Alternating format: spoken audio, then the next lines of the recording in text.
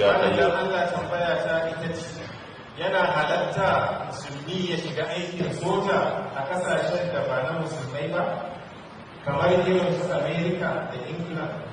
Na gode, Allah ya saka da kai.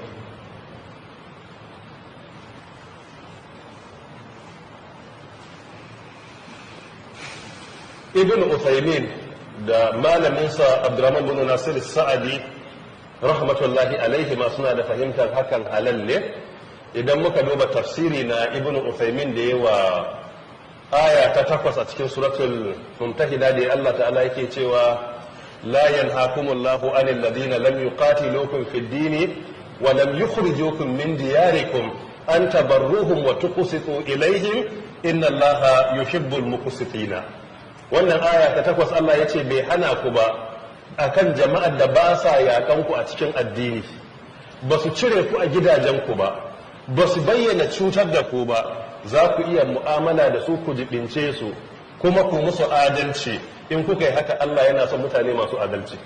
Karkashin wannan aya sai ce in musulmi ya samu kansa a ƙasar da ba ta musulmi ba, sai ya zama an buƙace shi da yin wani aiki ko na soja ko ɗan sanda ko wani aiki dai da yake da expertise, yake da ƙwarewa a kai, sai ce matukar ƙasar ba ta shahara da abin da kawai ta saka a gaba shine zalunci ba, bata shahara da ajandar ta kadai shine yakar musulmai ba, matukar dokokin kasar a aikin jami'in tsaro shine tabbatar da zaman lafiya, kare dukiyoyin mutane, kare rayukansu da makamantansu. yace a wannan wuri halal ne, saboda mu'amala tsakanin musulmi da wanda ba musulmi ba ya halatta. In ma aka samu taimakekeniya har lada ana samu.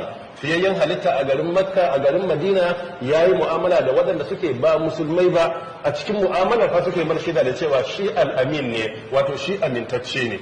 So kula ga wannan yana halatta a yi wannan idan ya kasance don a kare ƙasa ne da dukiyoyin mutane da rayukansu, saboda duk inda za a kare rayuwar innocent mutum da bai da laifi, musulmi ko ba musulmi ba, a kare wannan rai ɗin in aka kyautata aniya ana samun lada.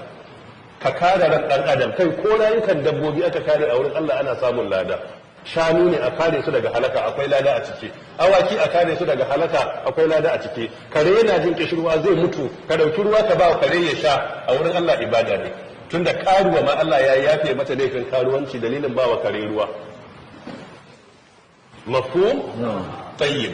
Bayan da haka malamin sa shi Abdurrahman bin Nasir Sa'adi rahmatullahi alaihi ya yi magana na halascin haka a tafsirinsa na tafsirul karimin rahman fi tafsiri kalamin mannan, a cikin tafsirin suratu Yusuf daidai inda Allah ta'ala yake cewa qala ij'alni ala khaza'inil ardi inni hafizun alimun, cikin suratu Yusuf aya ta 55.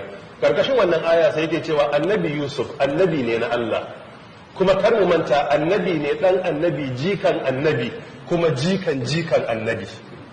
Amma annabi Yusuf da kansa ya samu sarkin da ba musulmi ba, a ƙasar da ba a shari'a da dokar Allah, sarkin da yake ya kafircewa Allah, shi da kansa ya same shi yace ina so ka yi appointing ɗina a matsayin Minister of Finance and Natural Resources, kuma sarkin ya bashi.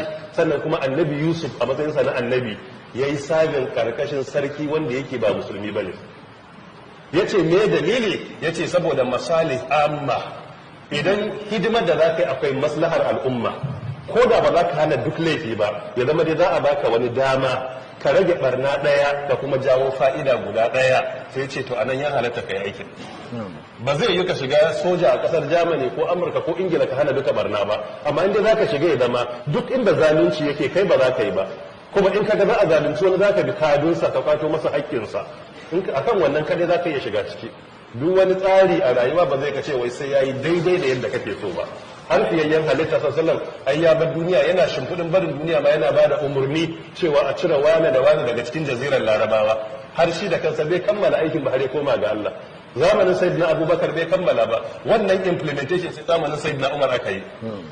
So kula ga wannan ita barna ba wanda shi kadai duka zai iya gama ta, amma dai wajibi ne a yi kokari ninkin ba ninki wajen takaita ta da yawa da kuma jan alheri da yawa, saboda shi lokaci alkali ne.